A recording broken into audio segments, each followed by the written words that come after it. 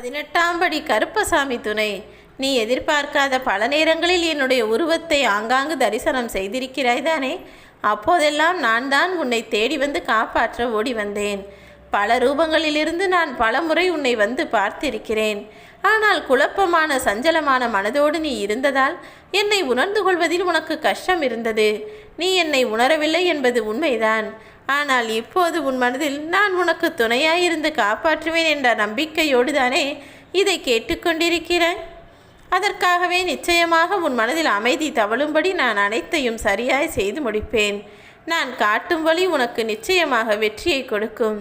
சந்தேகமின்றி தெளிவாக எல்லா விஷயங்களையும் செய்து முடித்து நீ நினைத்ததை அடைய தயாராகு. நீ என்னிடம் வேண்டி வேண்டி கேட்டுக்கொண்ட பல விஷயங்களிலெல்லாம் உனக்கு இப்போது வெற்றி கிடைக்கும். எதிர்ப்புகளைக் கண்டு பின்வாங்கி விடாதே.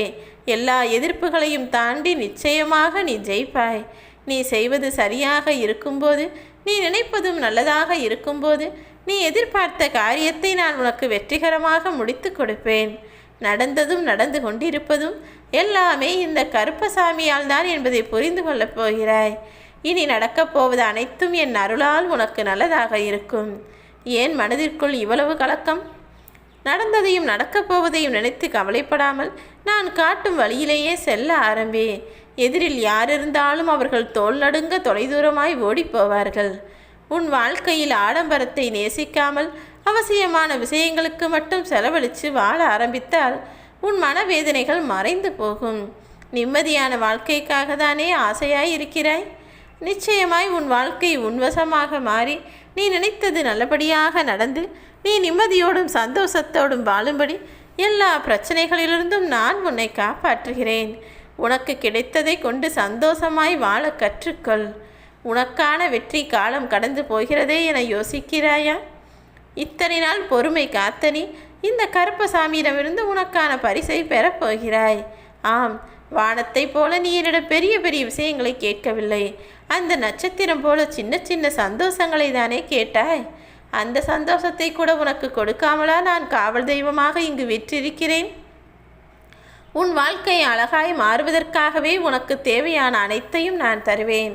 ஒரே வீட்டில் இருக்கிறீர்கள், ஆனால் பிரச்சனை என்னவோ ஏகப்பட்டதாக இருக்கிறது. ஆளுக்கு ஒரு பக்கமாக முகத்தை திருப்பிக் கொள்வதும், யாரோ மாறி நடந்து கொள்வதும், விரக்தியோடு வாழ்க்கையை நகர்த்தி கொண்டு போவதும் என நீ வேதனையின் உச்சக்கட்டத்தில் வாழ்ந்து வருவது எனக்கு தெரியும். உன்னால் முடிந்தால் என் ஆலயத்திற்கு வந்து என் கண்களை நன்றாக கவனி. உன் மனதில் இருப்பதை என்னிடம் அப்படியே சொல்லிவிடு. உன் வீட்டில் பிரச்சனை இருக்கிறது, நான் இல்லை என்று சொல்லவில்லை. ஆனால் யார் மீது தவறு என ஆராய்ந்து கொண்டே இருந்தால் அது இழுத்து கொண்டுதான் போகும். பிரச்சனைக்கு முடிவு வேண்டுமல்லவா?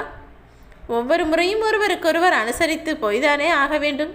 நீ இவ்வளவு நாள் மிகவும் கஷ்டப்பட்டு விட்டாய்.